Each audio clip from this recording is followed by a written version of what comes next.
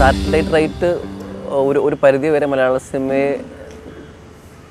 നശിപ്പിക്കുന്ന ഒരു പരിപാടിയാണ് എൻ്റെ അഭിപ്രായത്തിൽ. കാരണം പച്ചരി വാങ്ങിക്കാൻ പോലും കാശില്ലാത്തവർ വന്ന് പടം ചെയ്യുന്ന കാലമാണ്.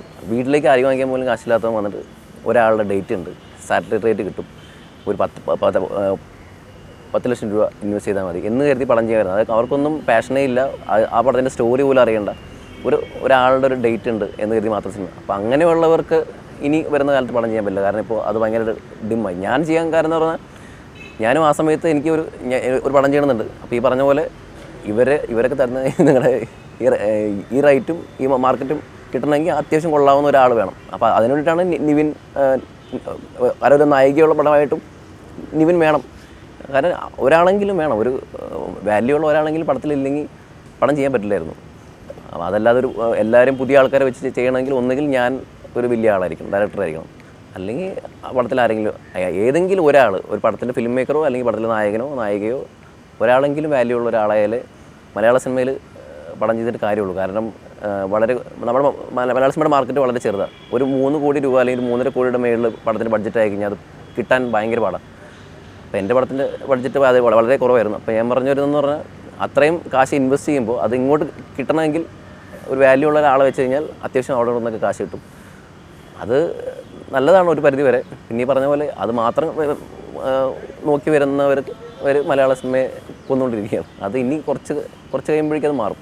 അതായത് കാശ് എന്ന് പറഞ്ഞാൽ, അല്ലെങ്കിൽ ഫെയിം കാശ് എന്നൊക്കെ പറഞ്ഞാൽ ഇന്ന് വന്ന് നാളെ പോകുന്ന സാധനം. അതൊന്നും ഒരു കാലത്തും എല്ലാവരും കൂടെ ഉണ്ടാവില്ല. നമ്മളിപ്പോൾ ഇന്നലെ ഞാൻ ആരായിരുന്നു അതുപോലെ തന്നെ ഇന്ന് പോയിക്കൊണ്ട്, ഞാൻ ഇന്നലെ വീട്ടിൽ നിന്ന് വന്ന ബസ്സിനാണ് ഇന്നും ബസ്സിന് തന്നെ വന്നത്. കാരണം ഫെയിമും കാശൊക്കെ നോക്കിയിട്ട് നമുക്ക് ഇപ്പോൾ എന്നെ ഒരുപാട് പേര് വിളിച്ചിട്ട് പിടിച്ചോ കാശ് പിടിച്ചോ അടുത്ത പടം ചെയ്യണമെന്ന് പറഞ്ഞപ്പോൾ ഞാൻ ആരുടെ അടുത്ത് ഇതുവരെ കാശ് വാങ്ങിച്ചിട്ടില്ല. കാരണം കാശ് വാങ്ങിച്ചു കഴിഞ്ഞാൽ പിന്നെ നമ്മൾ അവർക്ക് ഒരു പടം എന്തായാലും ഉടനെ ചെയ്യേണ്ടി വരും. അപ്പോൾ ചിലപ്പോൾ സ്റ്റോറി ആവണതിന് മുമ്പ് അവർ എന്തായെന്ന് വിളിച്ച് ചോദിച്ചു തുടങ്ങും. അപ്പോൾ ഏതെങ്കിലും ഒരു സ്റ്റോറി വെച്ച് നമ്മൾ എന്തെങ്കിലും ഞാൻ പെട്ടുപോകും. നമ്മൾ അങ്ങനെ പെട്ടുപോകുന്നൊരവസ്ഥ വരാതിരിക്കാനായിരിക്കാം എല്ലാവരും. കാരണം ഒരു സിനിമ ഹിറ്റാവുക എന്നുള്ളത് അത്ര വലിയ സംഭവമൊന്നുമല്ല. അതിനുശേഷം ചെയ്യുന്ന ഓരോ സിനിമകളും നമ്മൾ ചെയ്ത അത് ചെയ്ത പടത്തിനേക്കാളും നല്ല പടങ്ങളായിരിക്കണം.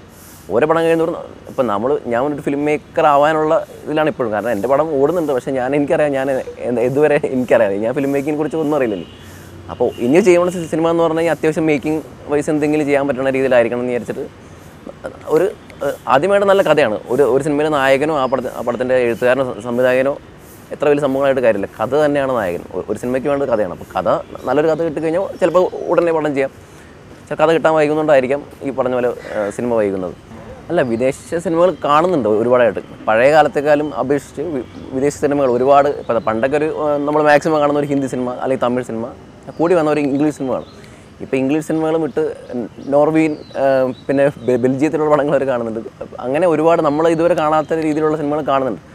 അത് കാണുന്നത് കൊണ്ടും അതിൽ നിന്ന് എന്തെങ്കിലുമൊക്കെ എടുക്കുന്നതുകൊണ്ടും എനിക്ക് അതിനോട് നല്ല യോജിപ്പുകൾ. കാരണം നമ്മളിപ്പോൾ ഒരു വഴിക്ക് പോകുമ്പോൾ നമ്മളൊരു ബസ്സിൽ യാത്ര ചെയ്യുമ്പോൾ കുറേ വീടുകൾ കാണും, പല വീടുകളിൽ പെയിൻറ്റ് കാണും, പല വീടിൻ്റെ സ്റ്റൈൽ കാണും. നമ്മൾ വീട് വയ്ക്കാൻ നേരത്ത് നമ്മൾ കണ്ടു മറന്ന ഏതെങ്കിലും ഒരു വീടിൻ്റെ സ്റ്റൈലോ പെയിൻറ്റൊക്കെ ആയിരിക്കും നമ്മൾ ചെയ്യാൻ പോകുന്ന വീടിന്. അത് നമ്മൾ ശരിക്കും ഓർത്ത് വെച്ചിട്ട് ഇത് പിന്നെ ആലുവയിലുള്ള മറ്റേ പുള്ളിക്കാരൻ്റെ വീടാണ്, ആ പെയിൻ്റ് അടിച്ചേക്കാം അങ്ങനെ വിചാരിച്ച് ചെയ്യുന്നല്ല. നമ്മൾ ഉള്ളിൽ കിടക്കുന്നതാണ്, നമ്മൾ എവിടെ കണ്ടിട്ടുണ്ടാവും. അതുപോലെ നമ്മൾ ഈ ലോകത്തിലെ എല്ലാ സിനിമയും കാണുമ്പോൾ ഗുണമുണ്ട്. കാരണം നമ്മൾ ഒരു സിനിമ ചെയ്യുമ്പോൾ അതിൻ്റെ ആ പടത്തിലുള്ള ഏതെങ്കിലും ഒരു നല്ല പോയിന്റ് നമ്മുടെ പടത്തിലുണ്ടാവും. അത് ശരിക്കും നല്ലതാണ്. പക്ഷേ ഒരു സിനിമ കണ്ടിട്ട് ഒരു വിദേശ സിനിമ ആരും കാണാത്ത ഒരു രാജ്യത്തെ ഒരു സിനിമ കണ്ടിട്ട് ഇത് മലയാളികൾ കണ്ടിട്ടുണ്ടാവില്ല, ഇത് പിടിച്ചോ എന്ന് പറഞ്ഞ് അങ്ങനെ ചെയ്യുന്നത് ഭയങ്കര മോശമായ പരിപാടിയാണ്. കുറേ സിനിമകൾ കാണാം, അതിൽ നിന്ന് കിട്ടാവുന്ന നമ്മുടെ ഉള്ളിലുണ്ടാവും. നമ്മൾ മാക്സിമം എത്ര സിനിമ കാണാൻ പറ്റും അത്രയും നല്ലതാണ് എൻ്റെ അഭിപ്രായം. കാരണം ഫിലിം മേക്കിംഗ് ഒരു സ്ഥാപനത്തിൽ പോയി കോഴ്സിനൊക്കെ നല്ലത് മാക്സിമം കാണാം. കുറേ പടങ്ങളാണ്, അത് ഏത് പടമായാലും കണ്ടുകൊണ്ടിരിക്കുക. അതിന് എന്തെങ്കിലുമൊക്കെ കിട്ടും. ഓരോ സിനിമയിൽ നിന്ന് പഠിക്കാൻ എന്തെങ്കിലും ഒരു പോയിന്റ് ഉണ്ടാവും. അത് അറിയാതെയോ അറിഞ്ഞോ നമ്മുടെ സിനിമയിൽ ഇടുന്നതാണ്. ഇപ്പം ഞാൻ തന്നെ ഈ സിനിമയിൽ തന്നെ ഞാൻ കണ്ടു പറഞ്ഞ എത്രയോ സിനിമകളിൽ സീൻ ഉണ്ടാവും, ഞാൻ പോലും അറിയാതെ വന്നിട്ടുണ്ടാവും. പക്ഷെ അത് ഞാനായിട്ട് ആ സിനിമയിൽ സീൻ ഇടണം എന്ന് വിചാരിച്ച് ചെയ്തതല്ല. സോഷ്യൽ നെറ്റ്വർക്കിംഗ് അതിൻ്റെ ഏറ്റവും വലിയ പ്രശ്നം ഉണ്ടായെന്ന് പറഞ്ഞാൽ ഒരു സാധനം മോശമാണെങ്കിൽ പെട്ടെന്ന് എല്ലാവരും അറിയും. ഒരു സിനിമ കൊള്ളാവുന്ന സിനിമയാണെങ്കിൽ അറിയും, പക്ഷേ 1-2 ദിവസം എടുത്ത് അറിയുള്ളൂ. ഒരു സിനിമ മോശമാണെങ്കിൽ ഒന്ന് വെള്ളിയാഴ്ച ഉച്ചയ്ക്ക് ഇറങ്ങുന്ന സിനിമ മോശമാണെങ്കിൽ വെള്ളിയാഴ്ച ഉച്ചയ്ക്ക് ഒരു 3 മണിയാകുമ്പോഴേക്കും എല്ലാ മീഡിയ മൊത്തം എത്തിക്കാണും. ഫേസ്ബുക്കിൽ എല്ലാവരും പേജിൽ വരെ ഉണ്ടാവും പൊട്ട സിനിമ എന്ന് പറഞ്ഞു. ഒരു കണക്കിന് അത് കാശിറക്കുന്നതിന് ദോഷമാണ്, പക്ഷേ അല്ലാത്ത രീതിയിൽ നല്ലതാണ്. കാരണം മോശം കാര്യങ്ങൾ മോശമായിട്ട് തന്നെ പറയാൻ വേണം, എല്ലാവരും അറിയും വേണം. അതല്ലെങ്കിൽ മോശം സിനിമകൾ വീണ്ടും ഉണ്ടാവും. ഇതിപ്പോൾ മോശം സിനിമകൾ വന്നു കഴിഞ്ഞാൽ വെള്ളിയാഴ്ചയ്ക്ക് അപ്പുറം പോകില്ല എന്നാണെങ്കിൽ എണ്ണം കുറയും മോശം സിനിമകളുടെ. പിന്നെ പൊതുവേ ഒരു മനുഷ്യൻ്റെ സ്വഭാവമാണല്ലോ, ഒരാളെ കണ്ടു കഴിഞ്ഞാൽ അയാൾ കാണാൻ ഭംഗിയുള്ളതെങ്കിൽ നമ്മൾ ഒന്ന് ആലോചിച്ചിട്ട് പറയും, എടേ കുഴപ്പമില്ലടേ നിന്നെ കാണാൻ അത്യാവശ്യം, പക്ഷേ അവൻ്റെ മുഖത്ത് വല്ല ഈച്ച ഇരിക്കണേ ഈച്ച ഇരിക്കണേന്ന് പറയും. അത് പെട്ടെന്ന് മോശം കാര്യമാണ് ആദ്യം എല്ലാവരും, അത് അതിനെ കുറ്റം പറഞ്ഞല്ല, മനുഷ്യൻ്റെ സ്വഭാവമാണത്. നമ്മൾ പെട്ടെന്ന് കാണുമ്പോൾ ഒരു മോശം തന്നെ ആദ്യം കാണുന്നത്. അത് ഈ പറഞ്ഞ പോലെ വലിയൊരു മീഡിയയിൽ വരുമ്പം മനുഷ്യന്മാരാണല്ലോ മീഡിയയുടെ ബാക്കിലിരിക്കുന്നത്, അതുകൊണ്ട് വരുന്നതാണ് അങ്ങനെ. ഒരു കണക്കിന് അത് നല്ലതാണ്, കാരണം മോശം കാര്യങ്ങൾ എല്ലാവരും അറിയണം.